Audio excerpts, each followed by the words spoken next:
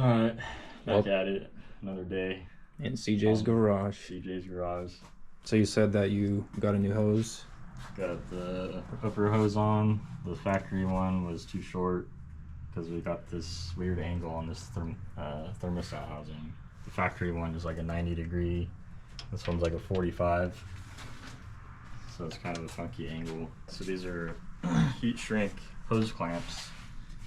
So instead of using a mechanical clamp, you just heat it up and it shrinks. So it's pretty nifty. But if you ever have to take them back off, you have to cut it off and buy another one. So that's the only deal with those. But it looks nice. Yeah. I wish you didn't have Napa and everything all over it though. Like you have to turn it around like that, and you can't really see the part numbers. Yeah. Like that. Coolant sensor for the EFI in there. Way down Dakota Digital Dash setup because we're going to put that one right here for the gauge. So we're putting these plugs for the cylinder heads, which is, I've never had a head like this before, but you can put sensors in each head for like cylinder head temperature. Or if you drain the coolant, I guess you could use one of these to drain the coolant out. Put an anaerobic sealant on this instead of Teflon because it works a lot better and it's not as messy.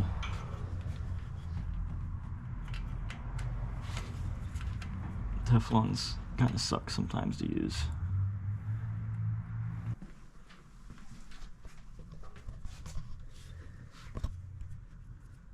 There it goes.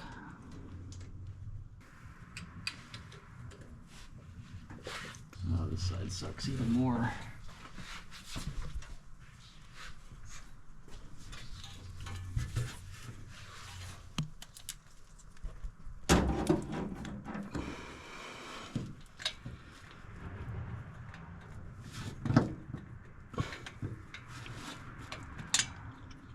You don't have to put any of that stuff they put on there? Well, I'm just seeing how it feels, because that other side felt super tight. This actually feels a lot better.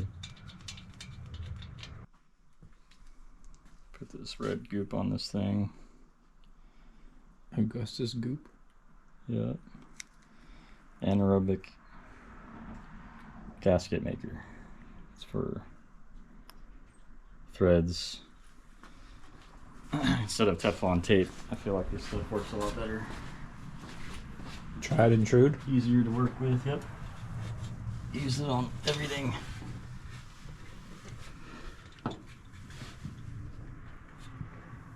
Get in the hole.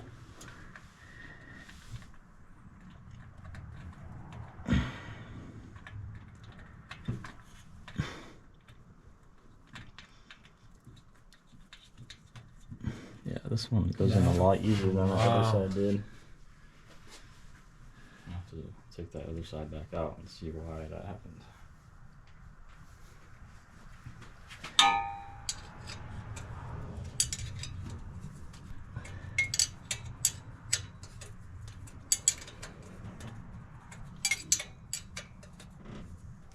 What's the main purpose of these? Are these just... So it's a coolant passage in the head. And you can put cylinder head temperatures in here.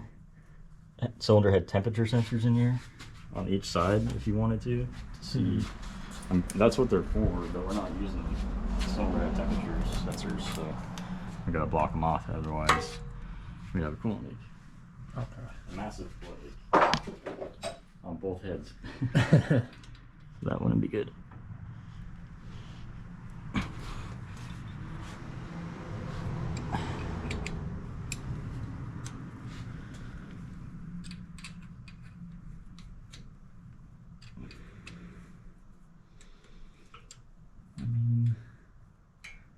I don't think it's cross-threaded, so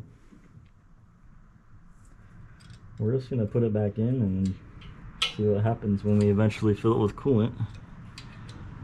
Maybe it was just tightening up.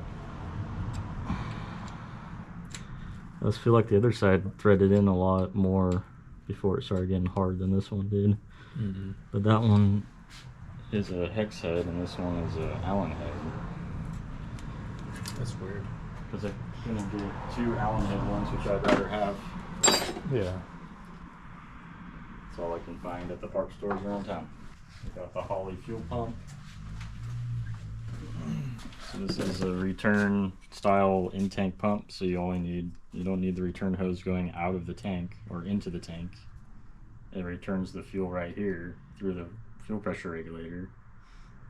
So you can just deadhead from this to the EFI setup, the Holley EFI. So we're gonna install this in the tank and then get the fuel system squared away hopefully by the end of the day. We're gonna pop this guy off and put the Holley unit in it.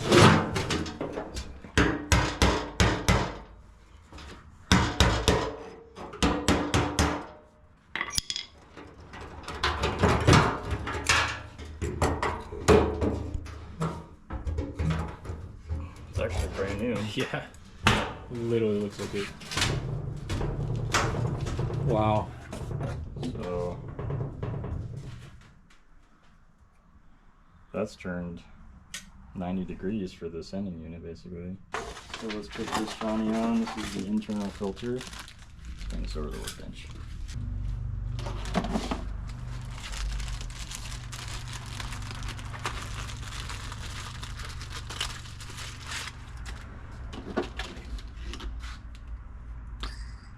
Ooh. That doesn't smell good. No. What is that? It's like oil. It's probably lubrication for the pump. Okay, stick this guy on.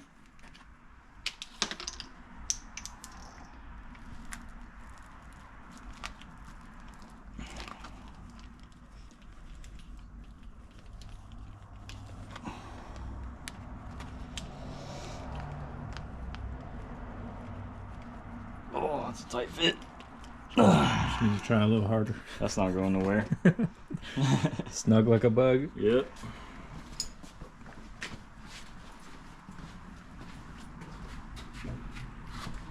Alright. And we got a fresh, brand new tank. I don't see nothing in there. So that's good. Hasn't even had gasoline in it. The gasket's still good too. Yeah, but let's just put this new one on. Yeah. Just to be safe. We'll use the ring in it too. Do you have to lubricate those in general? Or No. I'll just take this and dry. yeah. There's dirt right here though, so I want to get that out of there. Not in the tank, if we can help it. But that's what this socket's for too, to keep all the junk off out of the. It's the pre-filter for the fuel pump basically. And then we're gonna have a fuel filter on the outside as well between this and the EFI. This is the old one. That one fits better. Shrunk a bit. Most of the time the factory O-rings work better than the ones that come with the pumps. Alright, popping these screws off per the instructions. Which we read before. Yes, yes we did. Yeah. This is only the first take, not the second.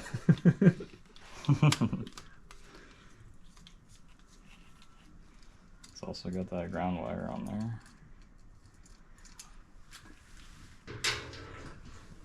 Keep that for safekeeping.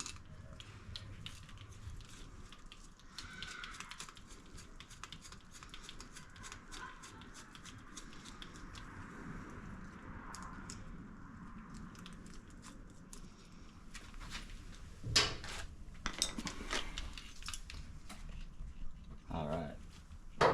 So now, slip that guy in. I need to do this.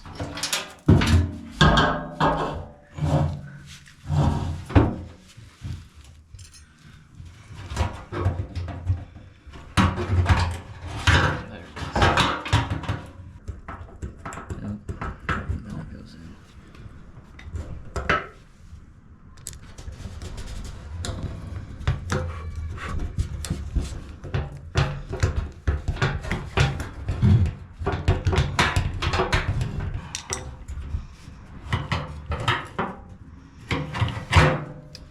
Good enough for government work. This guy on.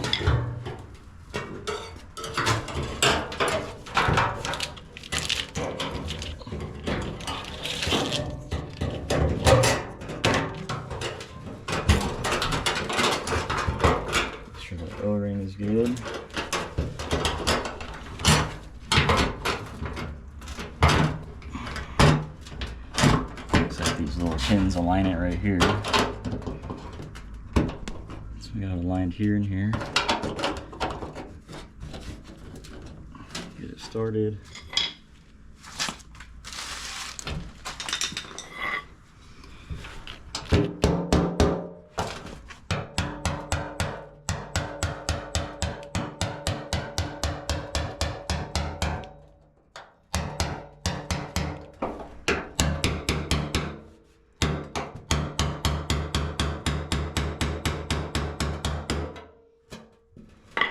In my Flynn.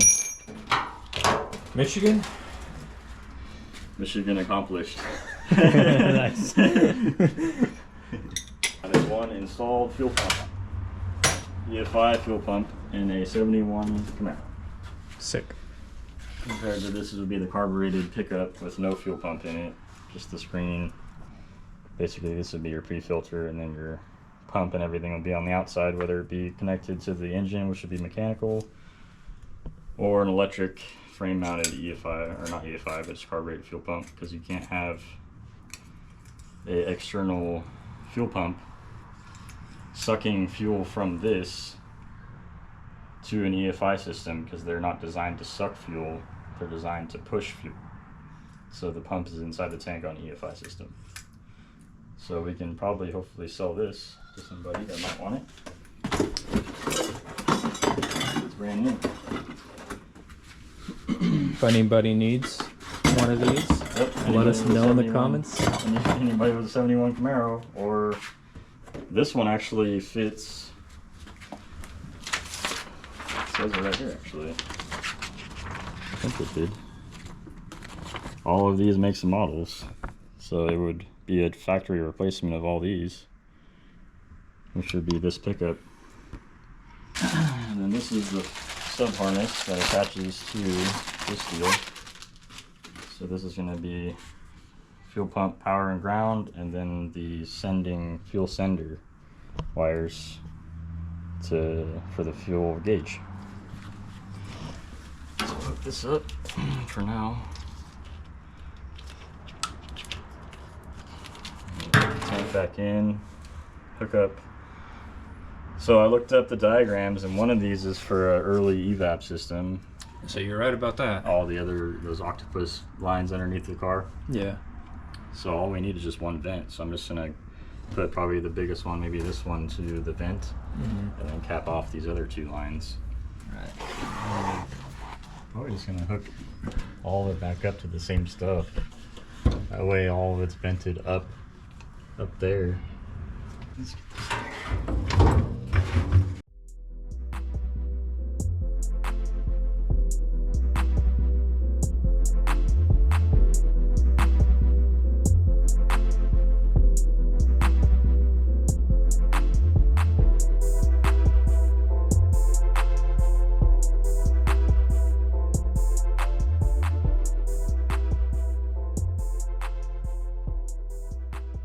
I'll get some fresh fuel hose, hook these up. This is your old evap stuff, so we're just going to use it all as vents. This one is just capped off right here, so I'll swing this around and boom. This is your old evap hose. We've already blocked this one off. So let's get a couple short sections for that one. These two, this is the main fuel feed. So we're gonna have to plumb a fuel filter in here somewhere. These are the not so good ones. These dig into the hose super bad compared to, which these are a fuel injection clamp, and they're smooth all the way around on the inside. So it protects the hose when you put it over it and tighten it down, compared to this, which will dig into the hose and eventually break it, and then you got a leak. So I like using these. And it's just a, usually it's a 1/4 inch socket, compared to using a Phillips or a flathead, which sucks to use. You use one of these, hook it up to a gun, cut some sections off, Some of those are 3/8, some are 5/16, so we'll just squeeze it down.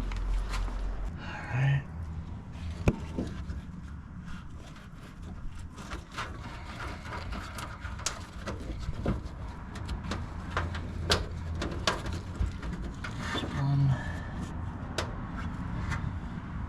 So orientate these so they're on the other direction. So we can actually get to the screws.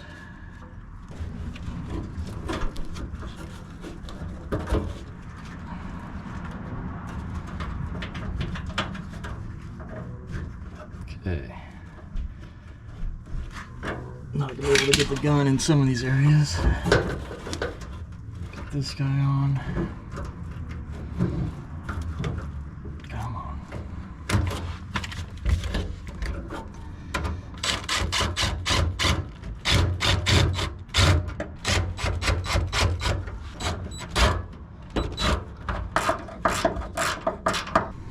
Might as well take this wheel off. It'll be easier to get in here. Yeah. Because we gotta take that off anyways to weld this.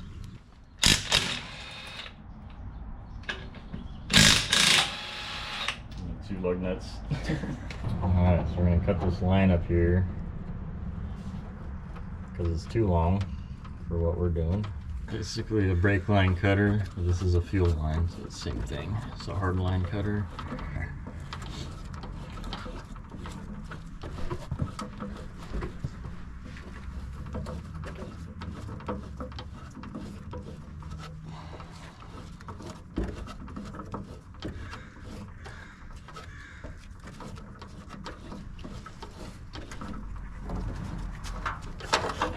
Goes. Sweet. And let me go get my flare tool. We're just gonna put a little flare into it so we can get the hose on and it's not gonna fall off.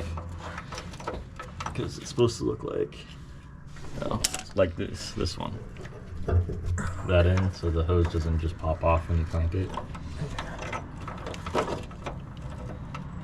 And this flaring tool is from like 1970 something, so bear with me.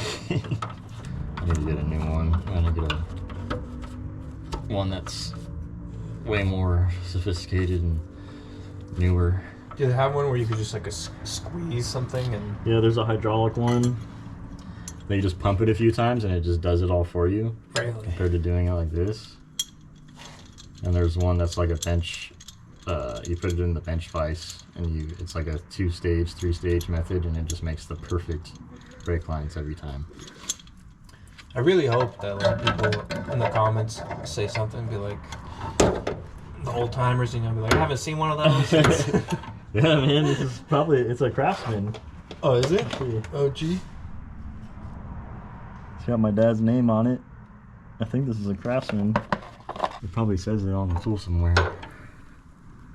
Cleveland, Ohio, USA, Superior Tool Corporation. Wow. That's what it says on it. And it's etched in it. Or not etched, it's like engraved.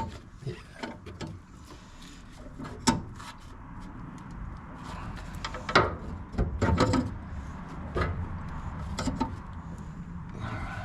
That should be okay. Could have been too much. So it just flares the outside of Yeah. the hole. Basically, it's not going to look as nice as the one in the fuel tank. Might have been a little bit too much. We'll see.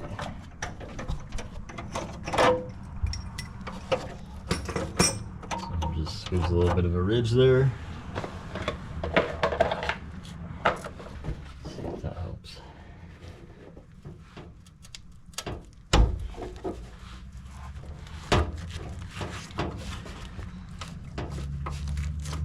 Like a glove. Yeah.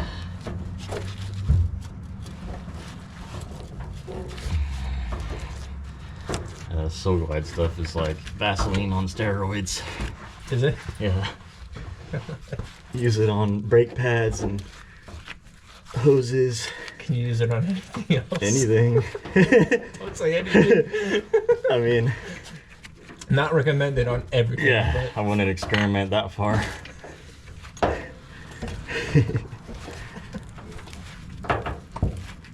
Yeah, there we go. So I generally like just want to have it like half an inch over. So you can see it extruding here, a little bump, just enough to be able to get a hose clamp on there. And the flaring helps with the hose clamp after.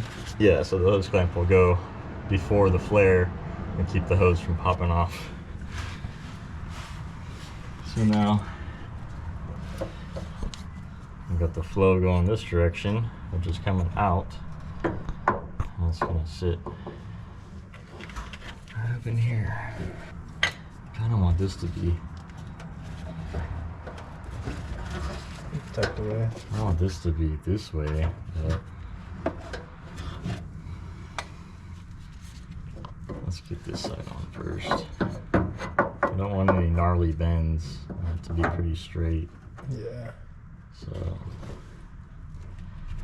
cut it off like right here.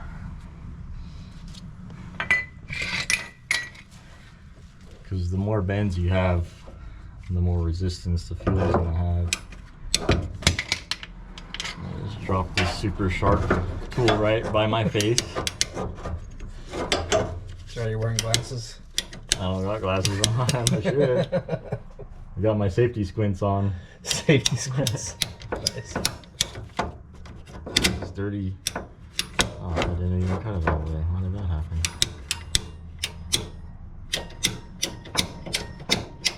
This is actually a PVC hose cutter. It works great on rubber hose too. So let's get some hose clamps on here.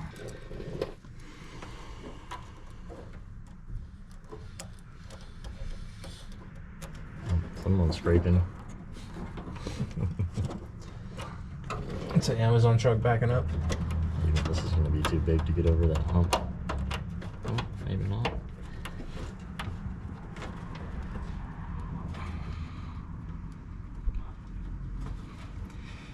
Wiggle it on there.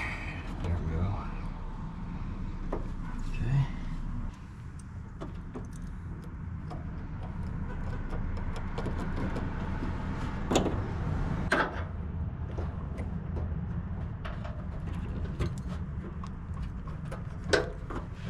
See how much easier that was? Yep, lube is your friend. Okay, so we got too much of an angle right here. So let me grab my pliers, we're gonna bend it.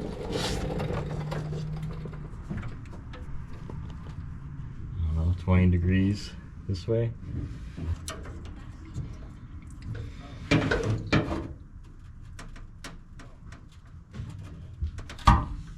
Oh, yeah. There we go.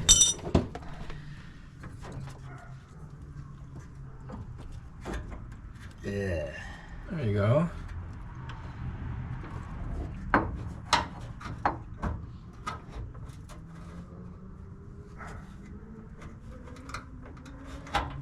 Trying to pop a wheelie. Power Right. yeah.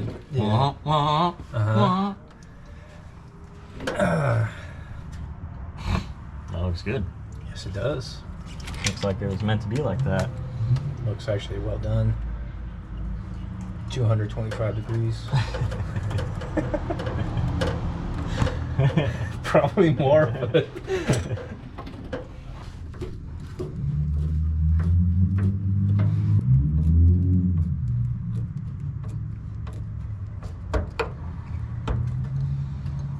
Okay. You know what? what? I got the fuel filter on backwards. See the arrow? It should be pointing up always. The other direction. The fuel's going that way. Whoopsies.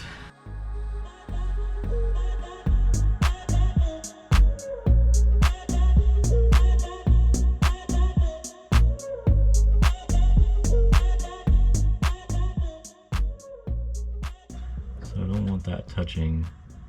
That's going to wear a hole in the line. So I'm going to have to bend this up some.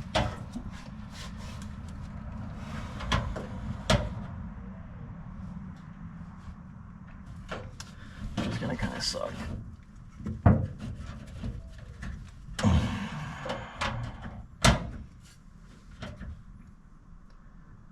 zip tie? Yeah, I'm thinking zip tie this right here. Is that considered a kink? I don't know. It's pretty close, huh? It's not terrible. No. It's still flowing at that point. It's not, I don't want to be concerned about it, but I'm going to zip tie it like right here so it holds it up off of that.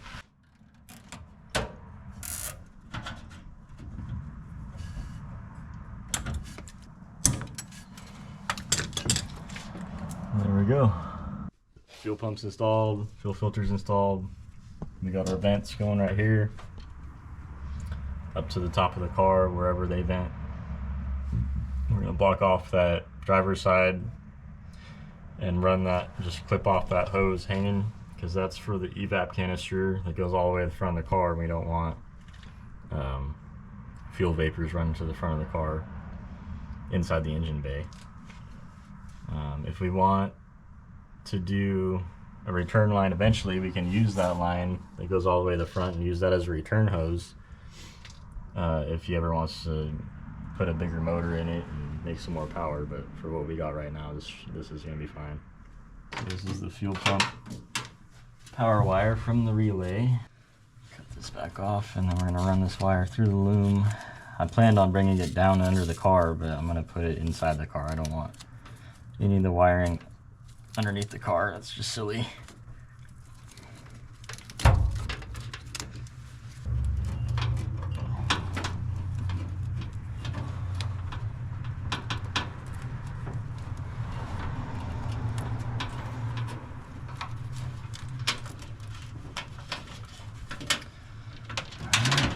Stick this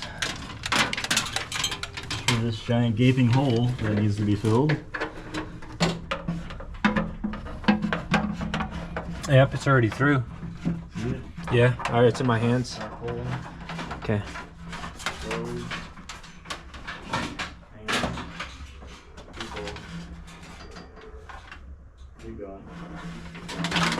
More? So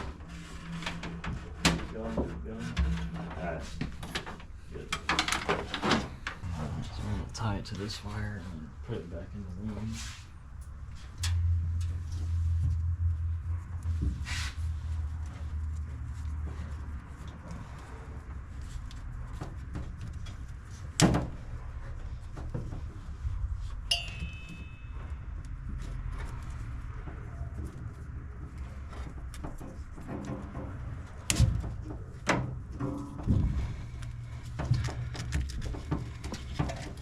Does the loom ever close up fully? Or does it just sit It like just that? locks on itself, basically. Like kind of like Velcro a little bit? Yeah. It's like bent in the orientation where it just kind of locks on itself. You can put tape around it too. To hold it down. But I got this cloth tape stuff that I'll grab in a second. It looks like this, so it looks better. And it doesn't turn to goo like electrical tape does. Yeah. 'Cause electrical tape, any kind of heat, that thing it immediately turns to goop. We're gonna relocate these relays too. I don't want this hanging on a firewall. It's gonna look like junk. Yeah. So we're gonna probably extend, this is the main fuse in the fuel pump relays. We're gonna put this further somewhere in here with the rest of the EFI stuff, wiring. Because I don't want this just chilling on a firewall. Looks like garbage. And then we'll put a smaller loom on this wire and probably put a grommet in here as well. But for now, that'll be fine. See, and then it just kind of locks on itself. And then every now and then you can put this stuff on. Like we'll put a little bit of it on just to show. It looks nice. Heat resistant? For the most part? Keep it away from heat. I don't know how it does with heat. Obviously it's gonna get hot in here. Yeah. Just a little bit should be fine. I mean, it's not necessary to even use it on this because it locks it in place, but Yeah.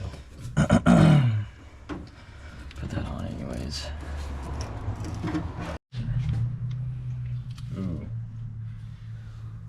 This axle seal is already leaking, so we're gonna have to do this anyways. It's all gooey inside there. So the pinion seal's leaking, this axle seal is leaking. This side's completely separated with the welds. So that's all gonna have to be done. Money, money, money.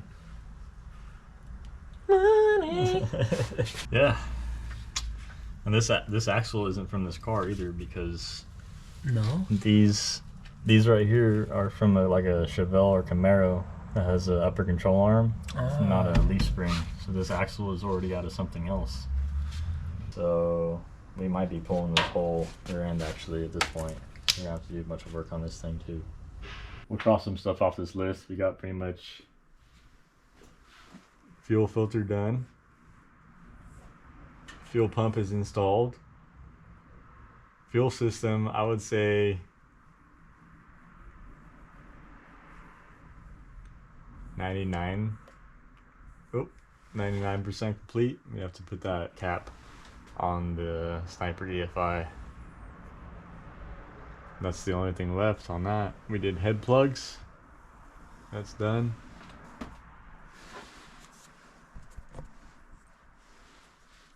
Yeah. Let's wipe that off completely. There we go.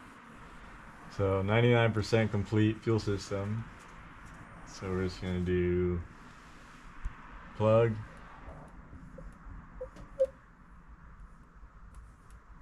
Sniper, return. Head plugs.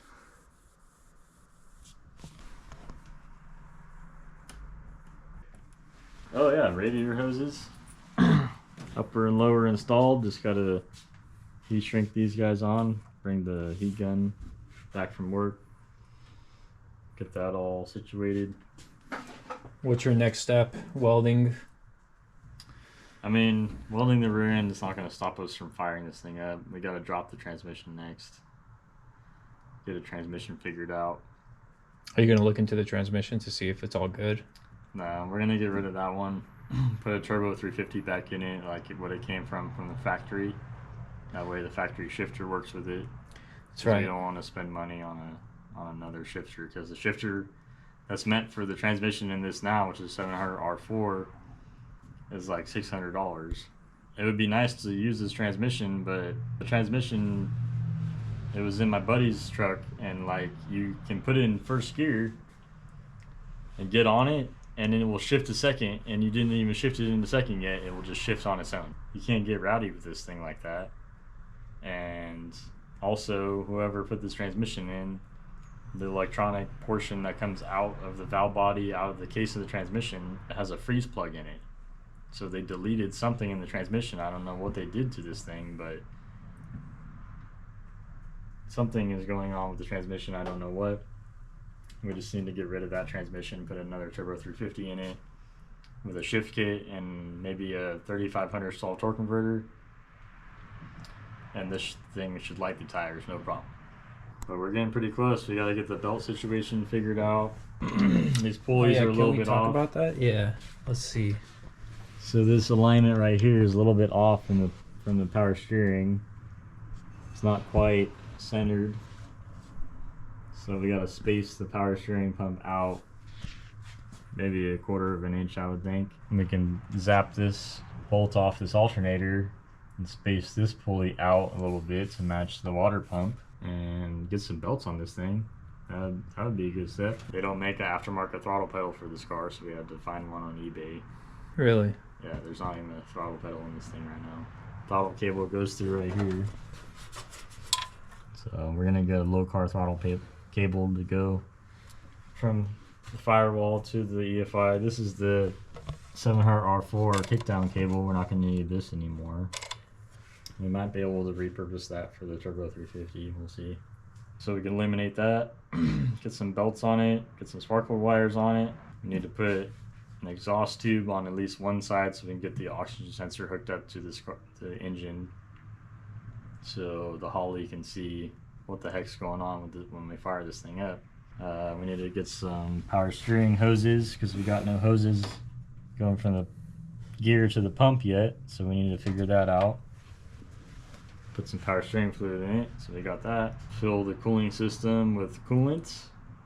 Now that we got all that sealed off except for right here, because we don't have the Dakota digital dash yet with the cooling temperature sensor that we need for the dash. So we're gonna have to wire all that in too before we start this thing, because I need to make sure we got oil pressure. I need to put an oil pressure gauge on it as well. So yeah, we still got some work to do before we start this thing, but we're getting stuff knocked out. So that's what the plan is at this point. Guys, we got done what we could on it tonight. I'm getting tired, but one step closer to the final goal of making this thing start up and run. Make some noise